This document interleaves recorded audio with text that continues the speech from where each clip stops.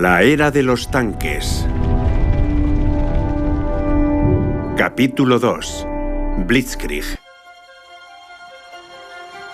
Era otoño de 1918 y la Primera Guerra Mundial ya había terminado. El mundo entero lo celebraba, pero uno de los héroes de la guerra no estaba tan optimista. O sea que esto era la Gran Guerra, y la hemos ganado. Mis tanques han colaborado a ganarla, pero no creo que todavía hayamos alcanzado la cima de su evolución. Antes de la siguiente guerra, habrá tantas innovaciones que no se parecerá en nada a la anterior. En Francia, el general Jean-Baptiste Estienne es considerado el padre del tanque.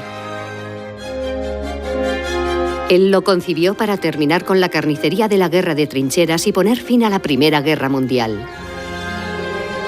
Para ello, Francia y Gran Bretaña construyeron miles de tanques. Pero para cuando la guerra terminó, el general era un hombre mayor y sus superiores ya no confiaban en él. Era la guerra que iba a terminar con todas las demás. Y también hubo una reacción por parte de algunos militares que decían: ya no necesitamos los tanques, se concibieron específicamente para el frente occidental y la guerra nunca volverá a librarse de esa manera.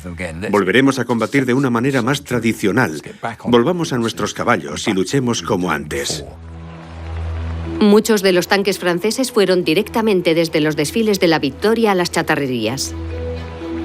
Sin embargo, el general Estienne estaba convencido de que solo más y mejores tanques podrían mantener a Alemania bajo control. Es posible que nos veamos obligados a volver a repeler a los bárbaros.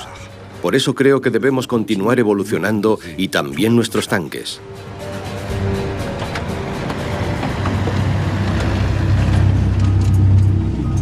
El gobierno francés y el inglés decidieron ignorar las advertencias de Estienne y otros generales veteranos.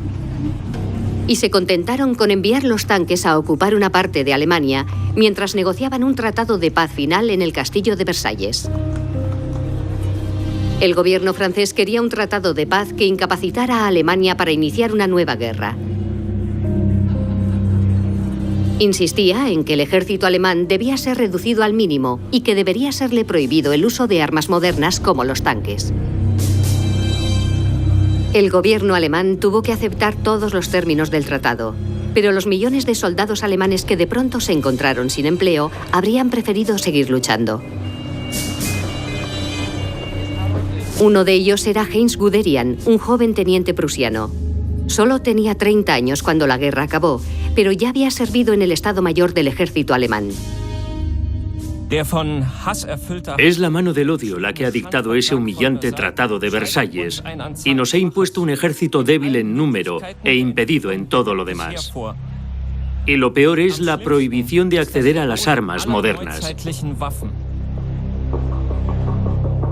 Guderian pertenecía a una familia con un gran linaje de oficiales prusianos. Desde niño, las técnicas de guerra moderna le habían fascinado. Terminada la contienda, Guderian quería estudiar la guerra de tanques, pero los 20 tanques A7V que Alemania tenía habían sido reducidos a chatarra. Perseverante, se dedicó al estudio de todos los libros de tanques que pudo conseguir. Como al parecer nadie más estaba interesado en los blindados, pronto me vi convertido en una autoridad en el tema, a pesar del hecho de que nunca antes me había sentado en uno. La obstinación y el estudio de Guderian dan su fruto. Fue aceptado en el reducido ejército alemán como instructor de tácticas de tanque. Y así, preparando a sus tanquistas, el ejército alemán daba el primer paso para desafiar el Tratado de Versalles. Dado que los tanques reales estaban prohibidos, construyeron réplicas añadiendo una carrocería de chapa encima de automóviles normales. Con ellos, sus soldados podrían aprender la guerra de tanques sin tanques y de forma totalmente legal.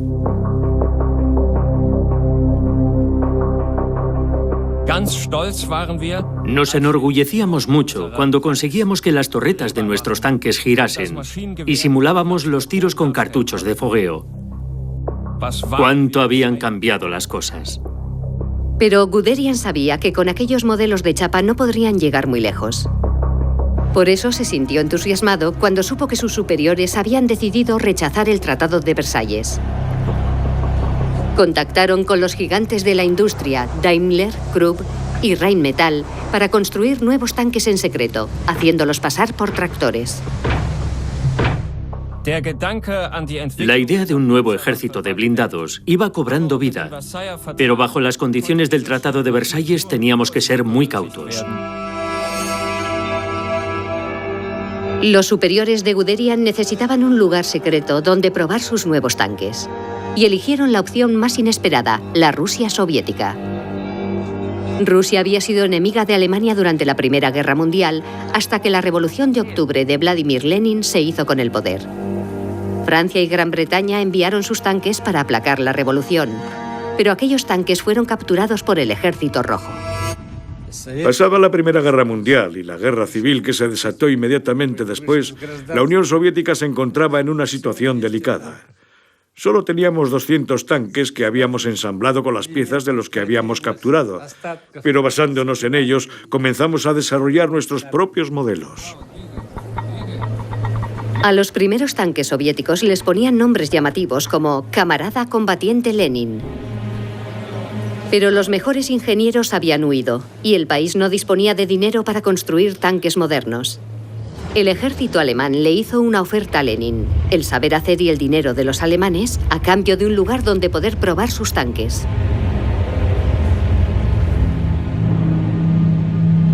La ciudad de Kazán está a 800 kilómetros al este de Moscú y a 2.500 kilómetros al este de Berlín. En diciembre de 1926, los viejos barracones militares que había en la ciudad fueron convertidos en una gigantesca zona de construcción pagada por Alemania. Al sitio lo llamaron Kama. Aquí soldados soviéticos y alemanes juntos aprenderían a luchar con los tanques, mientras ingenieros de ambos países estudiaban los últimos modelos enviados desde Alemania. Para asegurar el máximo secreto, todo el personal viste uniformes soviéticos. En mayo de 1929, los primeros tanques procedentes de Alemania llegaron a Kama. Todavía los llamaban en clave tractores.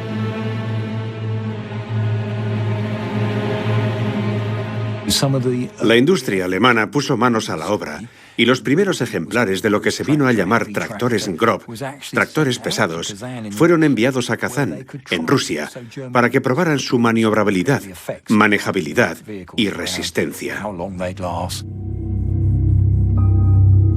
En Kama, los ingenieros soviéticos examinaron los tractores alemanes y los juzgaron demasiado lentos y complicados.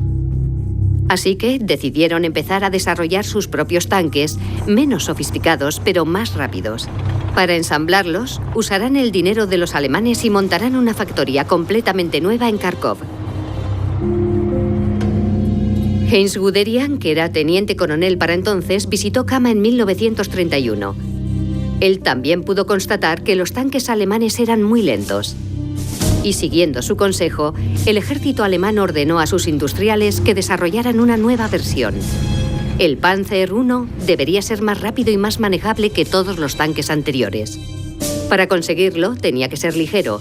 El blindaje solo podía tener entre 6 y 13 milímetros de grosor, que era el mismo que tenían los tanques en la Primera Guerra Mundial y que era suficiente para contener las balas de las ametralladoras. El motor de 57 caballos le daba al Panzer una impresionante velocidad punta de 37 km por hora. Pero la novedad más importante era que cada tanque llevaba una radio. Alta tecnología, made in Germany. Equipar a los blindados con comunicaciones por radio te permite organizar la batalla desde un puesto de control central mucho más fácilmente que con los banderines y las palomas mensajeras que tan poco eficaces resultaron en la Primera Guerra Mundial. El 30 de enero de 1933, Adolf Hitler es nombrado canciller de Alemania. Entre la multitud que le aclama hay muchos veteranos de guerra, como Heinz Guderian. Después de todo, Hitler había prometido revocar el Tratado de Versalles y reconstruir un ejército poderoso. Una vez en el poder, Hitler pidió ver el todavía inacabado Panzer I en una zona de pruebas cerca de Berlín.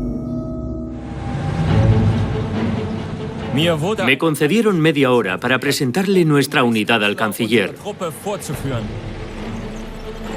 Le enseñé un regimiento de tanques Panzer I, aún en fase de preproducción.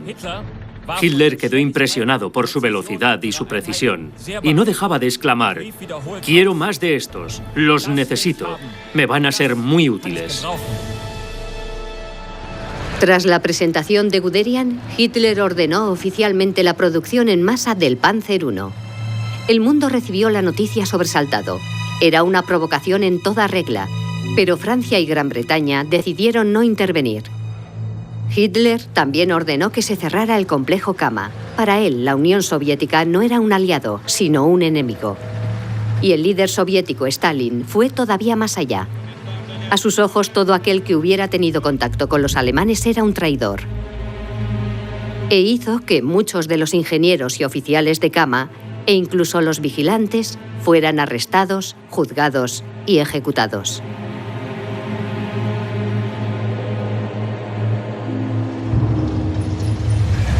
Y como desconfiaba también de los propios tanques desarrollados en Kama, envió a sus espías de la KGB por todo el mundo a buscar nuevas ideas en el diseño de los tanques. Un inventor norteamericano, Walter Christie, estaba desarrollando una serie de nuevas y brillantes ideas para los tanques. Una era un sistema de suspensión revolucionario que permitía al carro blindado desplazarse a toda velocidad por terrenos abruptos. El ejército americano observaba los tanques con atención, pero no estaba interesado en comprarlos. Así que Christie opta por exportar algunos de los tanques que ha fabricado y vender las patentes a los rusos. En la fábrica de tanques de Kharkov, los ingenieros soviéticos mejoran el diseño de Christie con las lecciones que han aprendido en Kama. El resultado es el nuevo tanque BT. Tenía una suspensión nueva y el motor más potente jamás instalado en un tanque.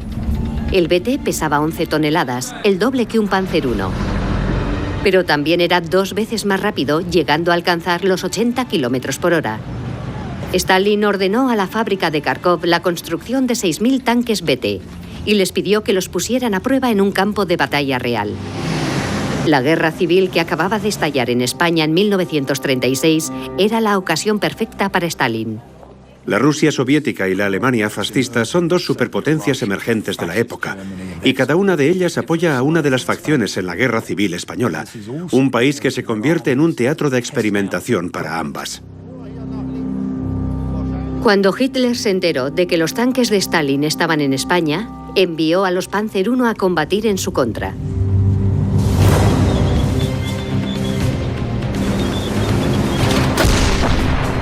El 30 de octubre de 1936, los tanques alemanes y los soviéticos se enfrentan por primera vez. Después de que el humo de las primeras batallas se desvaneciera, los ingenieros soviéticos descubrieron con sorpresa que sus tanques BT ardían con facilidad. Para averiguar qué había salido mal, enviaron los restos de los tanques destruidos de vuelta a Kharkov para que fueran analizados. A cargo de la investigación estaba un joven ingeniero llamado Mikhail Koskin. El diseño de blindados era su pasión, y para perseguirla había abandonado una cómoda posición como directivo de una empresa de dulces. El BT es el orgullo de la fábrica de tanques de Kharkov. Pero ni su motor ni su tanque de combustible están bien protegidos. Un tiro preciso y empiezan a arder como antorchas. Me han encargado que mejore el BT, pero a mí me parece que es una causa perdida. En secreto, Koskin alberga la idea de un tanque nuevo y revolucionario. De día tenía que seguir trabajando en el BT. Sin embargo, empieza a entregar las noches a su nuevo y visionario diseño. Lo he bautizado como D-34, porque la primera idea se me ocurrió en 1934. Quiero construir un tanque que pueda proteger a su tripulación, cueste lo que cueste. En primer lugar, usaré un motor diésel, porque el gasoil no arde con tanta facilidad. Y además, la coraza será inclinada, para que los proyectiles del enemigo reboten. E incluso con todo ese blindaje y un cañón de gran calibre, el T-34 seguirá siendo veloz. Podrá alcanzar más de 50 km por hora. Koskin trabajó día y noche durante 5 años y por fin en 1939 presentó su diseño final del T-34 al alto mando soviético. Pero lo primero en que se fijan los generales es en su peso. El T-34 pesa 26 toneladas, 2 más que el tanque BT. Rechazaron el proyecto y enviaron a Koskin a seguir trabajando con los BT. Pero el ingeniero no se dio por vencido y decidió construir él mismo un prototipo del T-34. Alemania, verano de 1939. Heinz Guderian, ahora ascendido a general, había formado un cuerpo de blindados del ejército y había hecho alarde de sus tanques más recientes en unas grandes maniobras públicas en el este de Prusia. Junto a los Panzer I ahora tenían los Panzer II, III y IV, más pesados y mejor armados. Los tanques habían pasado a formar parte de la vida diaria. Yo era un crío de 14 años cuando vi un tanque por primera vez. Fue cuando la Wehrmacht alemana se instaló a 2 kilómetros de nuestro pueblo. Construyeron búnkeres, barreras antitanque y esas cosas, y luego colocaron sus tanques en posición.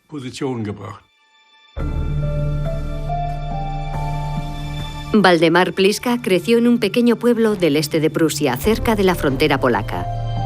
Él y sus amigos observaban maravillados los tanques que inesperadamente habían llegado al pueblo aquel agosto de 1939.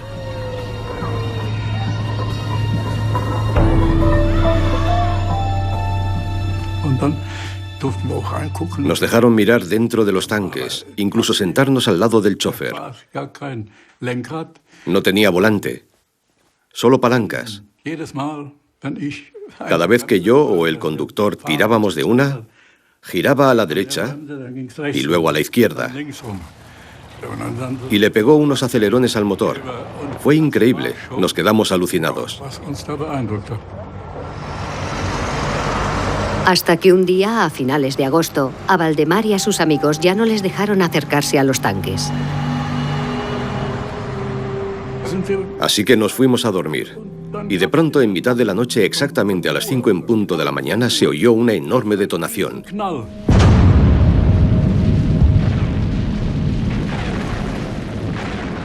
Los tanques se pusieron en marcha. Había tiroteos. Y oíamos a los tanques disparando. Y nuestro padre dijo, la guerra ha empezado.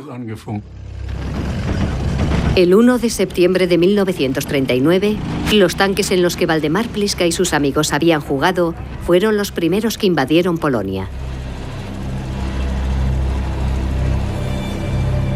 El ejército alemán envió a 2.750 tanques a romper las defensas enemigas que defendían la frontera polaca. Detrás de ellos venía el resto de la Wehrmacht a destruir al ejército polaco. A esta estrategia, concebida por Heinz Guderian, se la llamó Blitzkrieg, la guerra relámpago.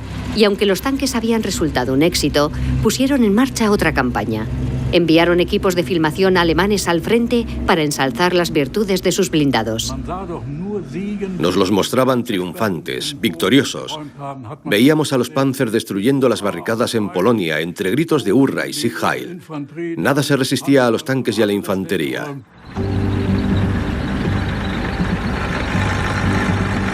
Lo que la propaganda alemana no decía era que también el ejército polaco disponía de tanques. Polonia había importado 900 carros de combate de Francia y de Gran Bretaña y los había modernizado de modo que estaban al nivel de los tanques alemanes. El ejército polaco destruyó cientos de carros alemanes. Pero inesperadamente, el 17 de septiembre, 4.000 tanques soviéticos invadieron Polonia por el este. Alemania había firmado un pacto secreto y se había aliado con la Unión Soviética. Atrapado en medio, el ejército polaco es aplastado. Para celebrar la victoria, el general Guderian organiza un desfile de tanques conjunto germano-soviético entre las ruinas de la Polonia ocupada. Pero algunos, como el ingeniero de tanque soviético Mikhail Koskin, recelan de esa alianza.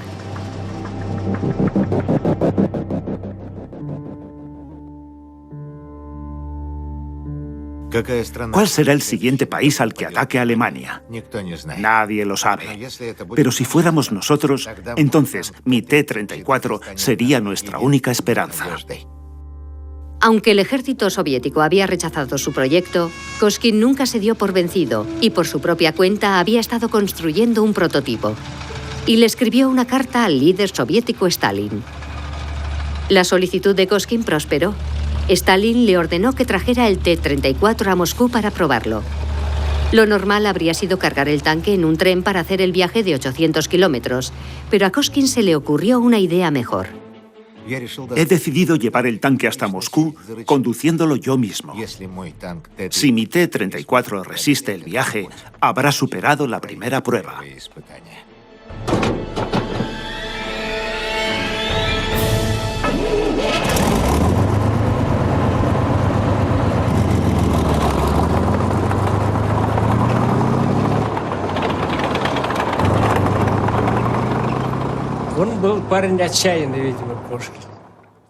Koskin parecía ser un hombre de coraje. A pesar de no encontrarse muy bien de salud en aquel momento, condujo el tanque bajo la lluvia hasta Moscú. Como por algunos puentes no podía pasar, tuvo que vadear muchos ríos, hasta que por fin llegó al campo de pruebas de Kubinka. Stalin sometió a duras pruebas al T-34. Incluso le obligó al propio Koskin a conducirlo hasta Finlandia y regresar en pleno invierno. Y el tanque demostró no solo que estaba bien protegido, sino que además era sorprendentemente ágil y rápido. Stalin quedó convencido y finalmente el T-34 de Koskin entró en producción. Pero en el momento en el que su tanque lograba su mayor reconocimiento, Koskin tuvo que ser ingresado aquejado de una grave pulmonía. Murió el 26 de septiembre de 1940. La única cosa que no le había puesto a su prototipo era una calefacción.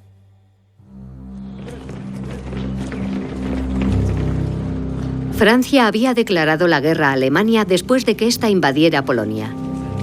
Pero en lugar de atacar a su enemigo, adoptó una estrategia defensiva. Para eso el tanque francés, el B1, resultaba ideal. Era el modelo más moderno fabricado por el famoso industrial francés Louis Renault.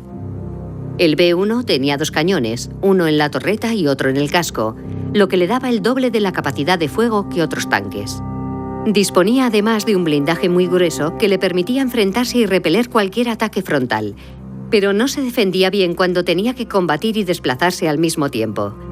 Para proteger su frontera con Alemania, Francia había construido una serie de grandes fortalezas, la línea Maginot. La propaganda francesa la presentaba como una barrera infranqueable. Por aquel entonces yo todavía no era soldado, era demasiado joven. Creíamos en la línea Maginot. Teníamos fe en que nos protegería y en que ganaríamos la guerra.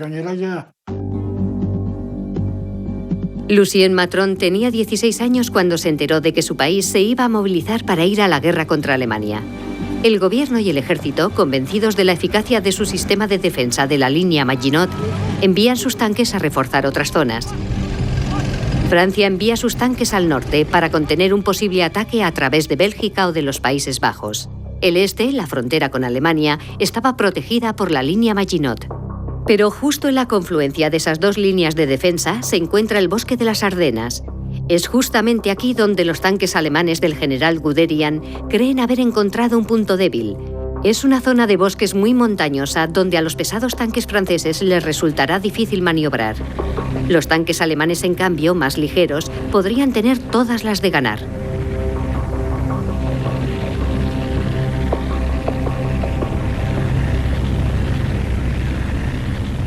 La Wehrmacht se lo jugó todo a una carta. Su idea era utilizar los tanques en un ataque relámpago, juntando todas las fuerzas y abrir una brecha en la línea del frente en Sedan, mientras las fuerzas francesas acudían en masa hacia el norte, pero dejando sus flancos desatendidos. Es en ese momento cuando los alemanes se ponen muy nerviosos, porque se dan cuenta del riesgo que supone un ataque así. Los flancos quedan muy vulnerables. El 12 de mayo de 1940, los escuadrones acorazados de Guderian, casi 2.400 blindados, invadieron Francia. En solo unos pocos días, abren brecha en las Ardenas y continúan su avance imparable. Cuando vi a los alemanes, venían fuertemente armados y tenían el equipamiento más moderno. Se impusieron fácilmente a nuestras fuerzas y siguieron adelante. Desesperado, el ejército francés envía a sus 3.300 tanques a detener la invasión alemana. Y por supuesto, los Renault B1 atacan a los alemanes por los flancos. Como era de esperar, resisten bien a los Panzer alemanes y destruyen muchos de ellos con facilidad. Pero los B1 son demasiado lentos y sencillamente no pueden seguir la marcha del avance alemán. Los blindados alemanes entran en París el 14 de junio de 1940.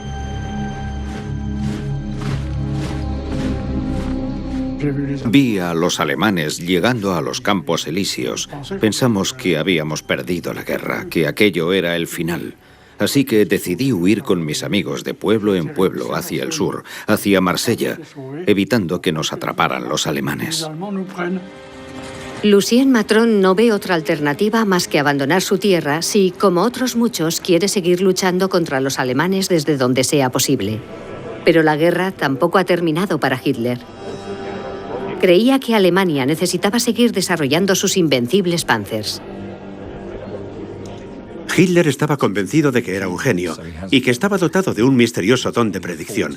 Así que después de leer los informes de su propio ejército, en los que relataban que con sus propias granadas antitanque habían conseguido reventar el blindaje del B1 en 1940, decidió poner en marcha inmediatamente el programa Tiger. Hitler mandó llamar a los mejores ingenieros de Alemania y les encargó que diseñaran el tanque más avanzado del mundo. Entre ellos se encontraba el diseñador de automóviles Ferdinand Porsche. Fue suya la idea de ponerle el nombre de Tiger. El nuevo tanque se construyó alrededor de un enorme cañón de 88 milímetros, capaz de destruir a cualquier otro tanque desde más de 2 kilómetros de distancia. La coraza protectora del Tiger no era inclinada como la del T-34, pero ahora tenía 120 milímetros de grosor. Los demás tanques tendrían que atacarle por detrás y aún así tendrían que acercarse y entrar dentro de su campo de tiro si querían tener alguna oportunidad. Con esa enorme coraza, su peso subió hasta las 54 toneladas. Era necesario tanto acero y tanta alta tecnología que harían falta 2 años antes de que el Tiger estuviera listo para la batalla. Hasta entonces, el ejército alemán tendría que usar los mismos tanques que utilizó en Francia. En 1941, la Unión Soviética todavía era un país pobre. Durante las vacaciones, millones de adolescentes ayudaban en la recogida de las cosechas. Grigori Shishkin era uno de ellos. Tenía 15 años y acababa de terminar secundaria. Era junio y hacía un calor espantoso. Parecía que estábamos en un caldero de agua hirviendo. Todos estábamos descansando en casa o en el campo. Había un silencio de muerte. El 22 de junio de 1941, Grigori Shishkin acababa de llegar desde un pequeño pueblo al sur de Moscú cuando las sirenas empezaron a sonar. De pronto oímos algo en la radio. Las tropas alemanas habían cruzado la frontera y sin ninguna declaración de guerra previa habían atacado a la Unión Soviética.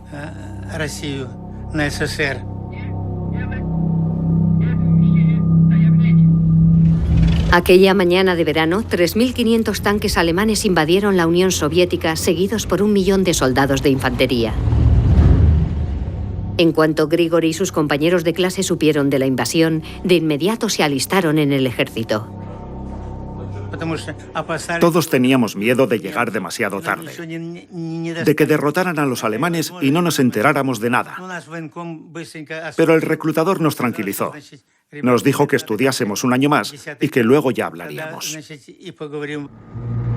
El ejército soviético tenía razones para ser optimista. Tenía 18.000 tanques para frenar la invasión, al menos sobre el papel. Sin embargo, la mayoría de las tripulaciones de sus tanques no estaban bien preparadas y no tenían experiencia en guerra.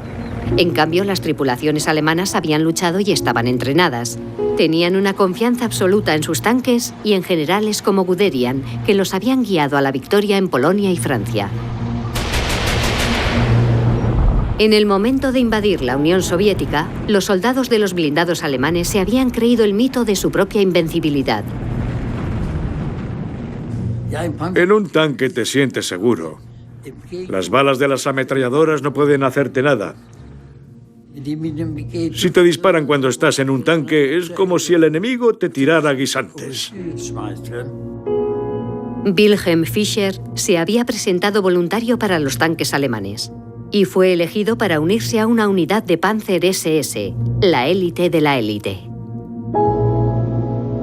Fischer pasó 3 meses preparándose y tuvo que superar unas pruebas muy estrictas antes de ganarse la licencia para conducir tanques. A los mandos de un Panzer IV, estuvo entre los primeros que invadieron la Unión Soviética. La unidad acorazada de las SS de Fischer estaba entre las mejor equipadas y las mejor preparadas, y parecía que avanzaban a su voluntad sin oposición, adentrándose en territorio soviético. Pero unos pocos días después de la invasión, su tanque se encontró con un T-34 soviético por primera vez.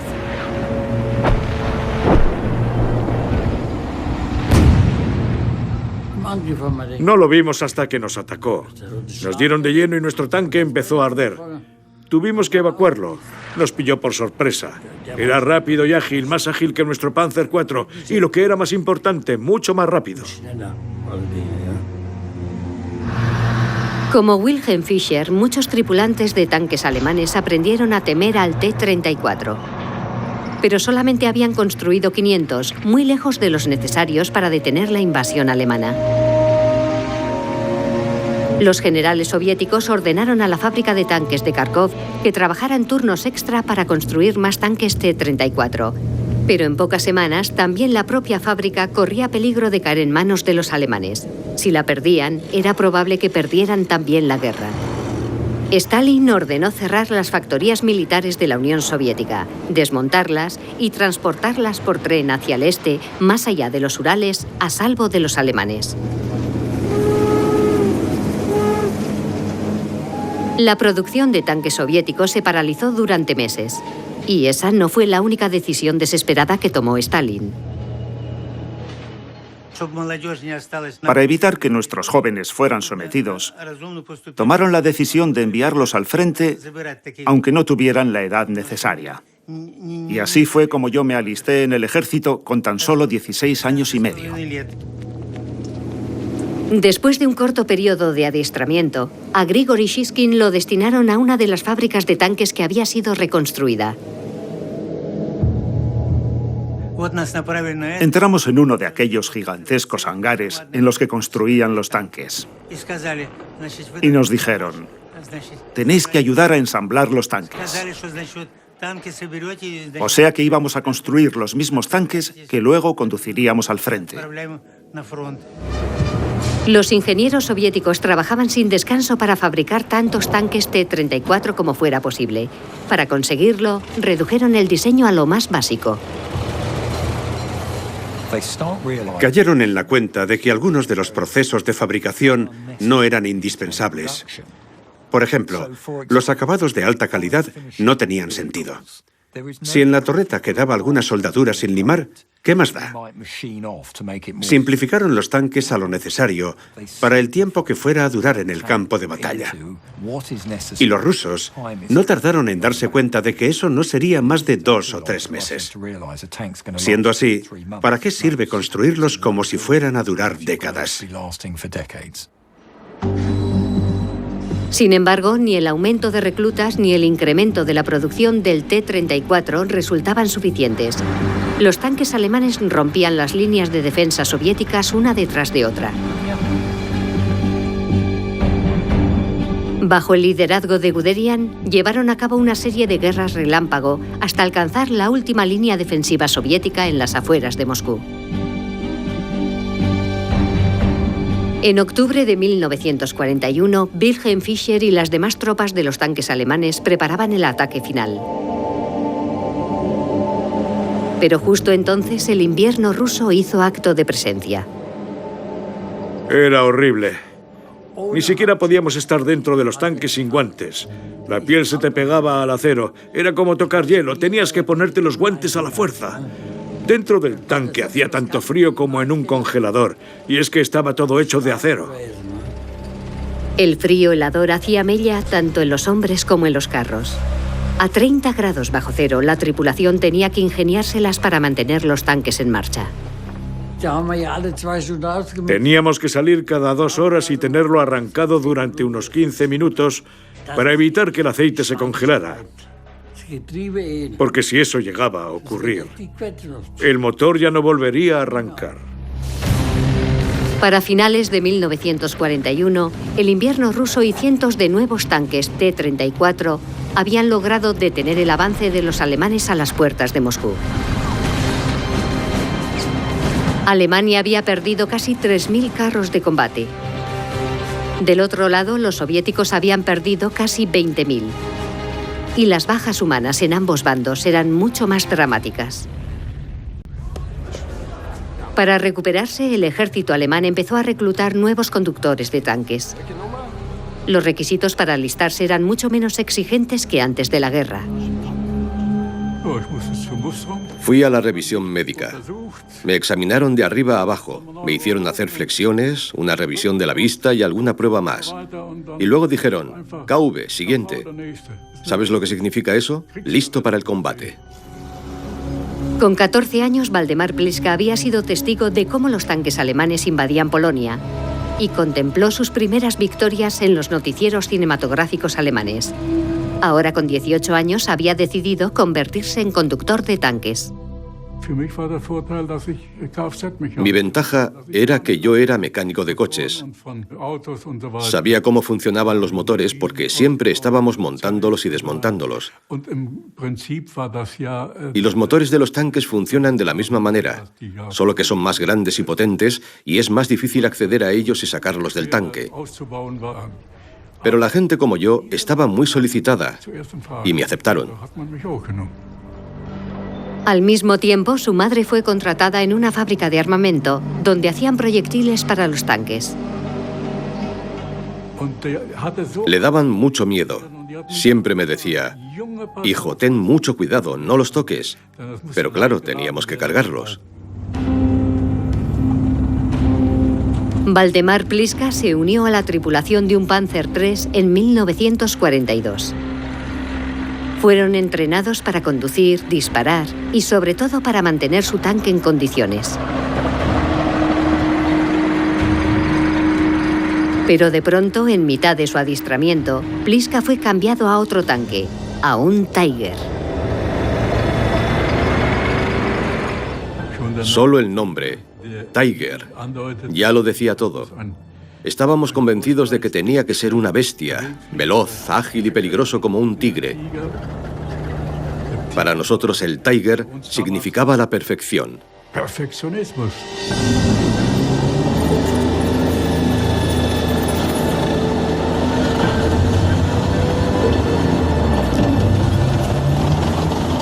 Eran unos tanques impresionantes, diseñados por los mejores ingenieros alemanes. Así que si te convertías en tripulante de un Tiger, entrabas a formar parte de la élite. En 1943, Wilhelm Fischer, conductor de tanques de las SS, estaba orgulloso de unirse a la tripulación de un Tiger. No te haces una idea de la fuerza que tenía un cañonazo. Tenías que abrir la boca para que no te estallaran los tímpanos. Si la mantenías cerrada, te reventaba los oídos. Pero el poder del Tiger se cobraba un precio elevado. Si tenemos en cuenta todo el cobre para el cableado, el acero para construir el tanque, las gigantescas fábricas para ensamblarlos, el mecanizado de alta precisión, salía muy caro. Podrías comprar 3 tanques alemanes de cualquier otro modelo por el precio de un Tiger. Este resultaba muy caro. Valdemar Pliska terminó su preparación en el verano de 1943. Le dieron permiso para volver a casa por última vez antes de ser enviado al frente, a la Unión Soviética. Su madre le acompañó a la estación de tren.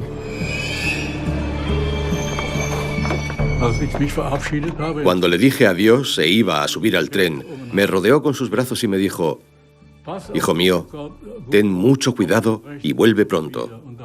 Y se echó a llorar. Me emocionó mucho.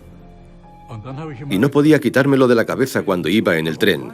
Me preguntaba por qué habría llorado, si yo había partido para una aventura. El sol brillaba y era un día estupendo. Valdemar Pliska era uno más de entre los 3.000 tripulantes de tanques alemanes que se dirigían al frente. Su misión era capturar la ciudad de Kursk y, en el proceso, aniquilar gran parte del ejército soviético. Casi 200 de los tanques alemanes son los aclamados Tiger. Los demás son una mezcla de distintos modelos. Pero lo que los alemanes no sabían era que su plan de ataque había sido interceptado por los soviéticos. El ejército soviético contrarresta con todos sus efectivos, más de 7.000 tanques. La mayoría eran los T-34, construidos precipitada y toscamente, y muchos de sus tripulantes sin ninguna experiencia. Es el 5 de julio de 1943, y los soldados de los tanques soviéticos aguardan el inevitable ataque alemán. El momento más terrible es el del ataque, cuando te dicen que la ofensiva se va a producir. El ataque empezará a las 12 en punto.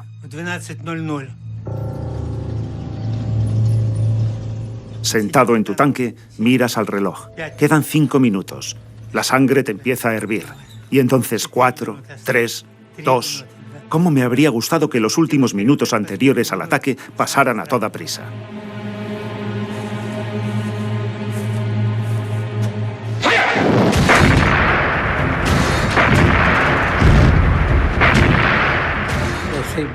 Empezó con el bombardeo de la artillería y luego todo lo demás.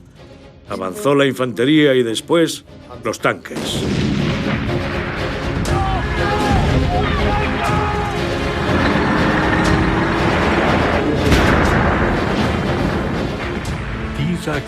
Y el ruido.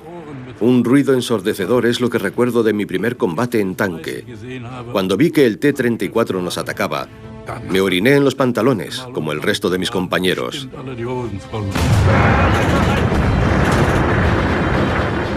Estás aterrorizado, muerto de miedo. Y si alguien dice lo contrario, miente.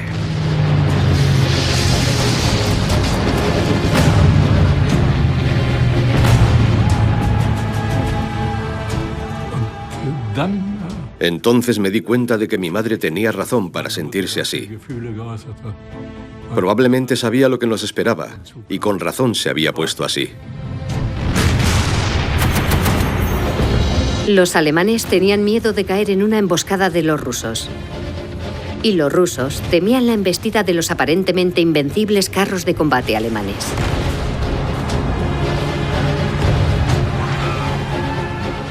Recorres el campo de batalla en tu tanque. Solo encuentras muerte por todas partes, y ya sabes lo que eso significa. Pero una vez que la batalla comienza, el miedo desaparece. Nuestro pensamiento se concentra en una sola cosa. ¿Dónde está el Tiger? ¿Cómo puedo destruirlo? ¿Estará escondido detrás de esos arbustos? ¿Me estará apuntando? ¿Quién disparará primero? Yo lo veía así. Si tenía que estar allí y vivir allí, dentro de aquel ataúd rodante, entonces todo se resumía a una cuestión: o ellos o yo. Para 1943, los tanques de ambos bandos habían sido equipados ya con radios. Eso permitía que cada tripulación pudiera comunicarse con sus mandos. Pero si un tanque era alcanzado, los demás tenían que oír los gritos de su tripulación mientras se quemaban vivos.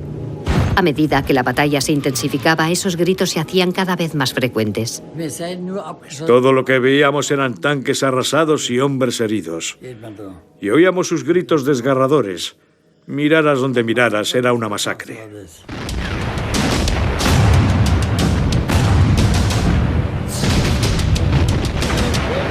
Durante 11 días, los tanques alemanes lucharon tratando de romper las líneas de defensa soviéticas. Consiguieron destruir cerca de 2.000 tanques rusos, pero eso no era suficiente. Más de 1.000 tanques alemanes yacían abrasados en los campos de Kursk.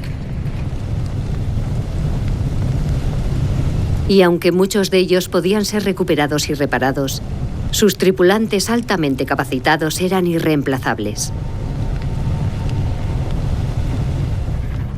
Los alemanes supervivientes sabían que el enemigo podría reemplazar mucho más fácilmente que ellos sus sencillos tanques y sus tripulaciones.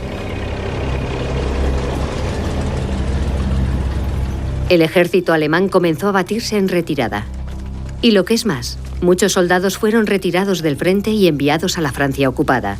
Allí se preparaban para enfrentarse a un nuevo enemigo. Sí, sabíamos que íbamos a ser parte de algo fantástico. Imaginábamos cómo podría ser, pero no sabíamos exactamente dónde. Lucien Matron escapó de la invasión alemana de Francia en 1940. Ahora se encontraba entre los miles de soldados franceses reunidos en el sur de Inglaterra. Militares de los Estados Unidos les estaban entrenando y les facilitaban armas. Lucien, junto a decenas de miles de soldados aliados, se preparaba para el mayor desembarco naval que el mundo jamás había visto. El estado de ánimo entre nosotros era fantástico. Sabíamos que teníamos una oportunidad de liberar a nuestro país. Es lo que nos motivaba a todos. Antes no teníamos nada. Los voluntarios franceses estaban organizados en su propia división de tanques. Y estaban equipados con un tanque norteamericano completamente nuevo, el M4 Sherman. Los tanques americanos eran lo mejor que teníamos. El Sherman se conducía como un coche. Esa facilidad de conducción que tanto fascinaba a Lucien Matron era justo lo que habían buscado sus diseñadores. El tanque había sido construido por fabricantes de automóviles norteamericanos, Ford entre ellos. Lo diseñaron para que cualquier soldado que supiera conducir un coche pudiera conducir el Sherman. Para eso era necesario que el Sherman fuera más liviano que los pesados tanques alemanes como el Tiger. El blindaje era más delgado y el poder de tiro también menor. El Sherman tenía un cañón de 75 milímetros. Teníamos que situarnos a unos 1000 o 1500 metros de los tanques alemanes y atacarles por un flanco. El manejable chasis del Sherman se convirtió en la base de muchas variantes. Había unos Shermans con cañones de mayor calibre, otros con obuses e incluso algunos con lanzacohetes. Estados Unidos había puesto la mayor parte de su industria automovilística y también la ferroviaria a fabricar tanques. Casi 50.000 Shermans se habían terminado para el verano de 1944. Los aliados sabían que tal cantidad de tanques no podía mantenerse en secreto y se preguntaban qué estarían tramando los alemanes para intentar detenerles. Aparentemente los alemanes se mantenían tranquilos, pero recelosos. Yo creo que sospechaban algo. Martes, 6 de junio de 1944.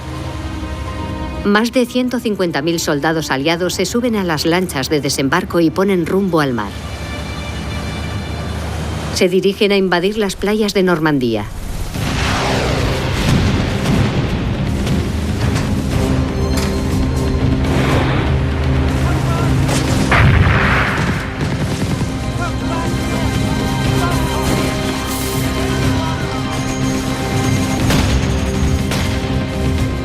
Inmediatamente después, le siguen los primeros tanques.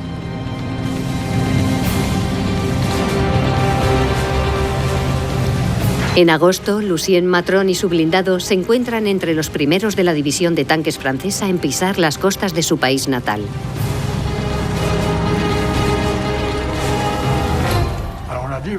Creíamos que sería bueno. Nos sentíamos felices. Queríamos liberar a nuestro país. Lo que estábamos viviendo era casi indescriptible. Lo que veíamos todavía me emociona.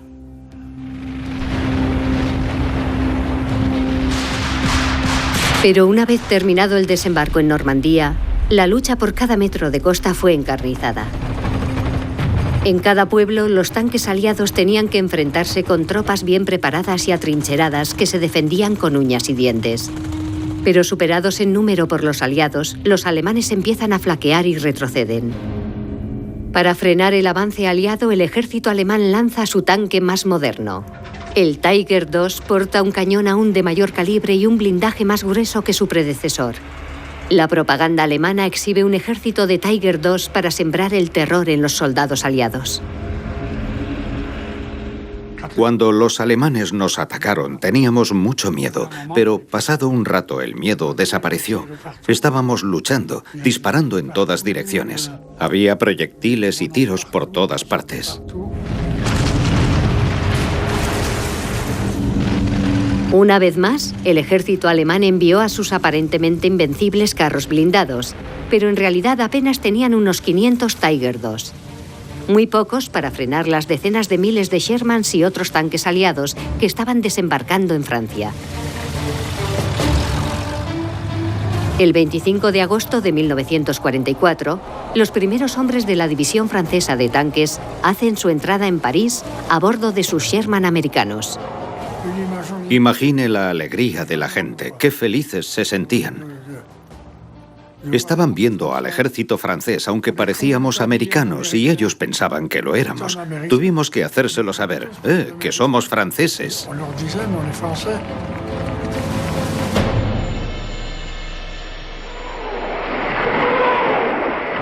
El 12 de enero de 1945, el ejército soviético desencadenó una enorme ofensiva destinada a derrotar a Alemania de una vez por todas. Se dirigieron hacia el este de Prusia, el hogar de Valdemar Pliska, donde se enfrentaron a las últimas líneas de defensa alemanas, los últimos Tiger I y II que les quedaban. Pero los años de desgaste y la falta de suministros habían dejado a las pocas tripulaciones de tanque que quedaban con pocas posibilidades de presentar combate. Era imposible continuar porque no teníamos combustible ni tampoco piezas de repuesto. Tuvimos que abandonar nuestros tanques y luchar por nuestra propia supervivencia, a pie. Muchos conductores, como Valdemar Pliska, abandonaron sus blindados. Los restos de lo que había sido el ejército alemán se desintegraban. Los tanques soviéticos alcanzaron Berlín el 22 de abril de 1945. Al mismo tiempo, los ejércitos norteamericano, británico y francés irrumpían en Alemania por el oeste.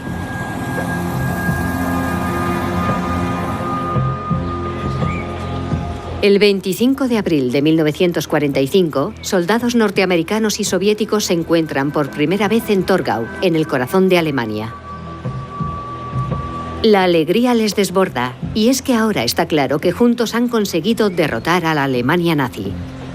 Pero es una alianza que a duras penas sobrevivirá más allá del final de la Segunda Guerra Mundial. Berlín, la capital, fue ocupada y dividida, y se convirtió en el punto desde el que los victoriosos aliados se lanzaron, cada uno por su lado, a controlar el mundo de la posguerra. Y para mantener ese control, ambas partes, el este y el oeste, volverían a poner sus ojos en el tanque.